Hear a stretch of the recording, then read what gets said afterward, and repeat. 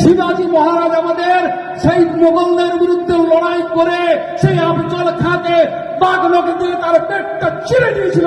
আজকে আমাদের সেই দিন আসছে, যেসব আফজল খাঁ, যেসব ঔরঙ্গজেব আসবে, তাদের বিরুদ্ধে আমরা আমাদের যার যা অস্ত্র আছে, যাদের যা শক্তি আছে, সেই শক্তি নিয়ে তাদের নারী ভুড়িগুলো বের করে দিতে যদি পারি, তাহলে হবে আমরা প্রকৃত সনাতন।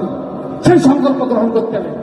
সেই শিবের ওম নমঃ শিবায় বলে আমরা সেই ত্রিশূলটাকে পল্লবের মতো ছুঁড়ে মারবো সেই সব অন্যায়কারীদের বিরুদ্ধে। তবে আমরা প্রকৃত শিবের পূজা করব।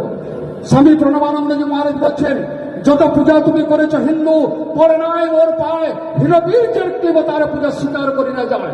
অত্যাচারের প্রতিবাদে জবে ভীম প্রতিজ্ঞা লৌ যদি সবে, সেই দিন তবে প্রার্থনা ধ্বনি পশিবে আমার কানে।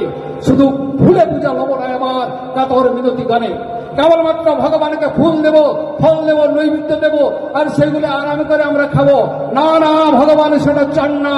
ভগবান চান, ভগবান সেই চাইছেন রক্ত। রামচন্দ্র রক্ত রেখে নয়। রামচন্দ্র রাবণকে তো বলতে পারতেন যে দেখো আমরা সম্প্রীতির বার্তা করি, তুমি আমার বউকে নিয়ে গেছো, আমি সেটা ক্ষমা করে দিলাম।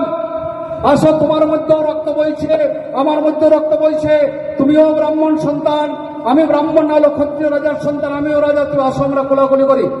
রামচন্দ্র সেদিন কোনো কম্প্রোমাইজের মধ্যে চায় না।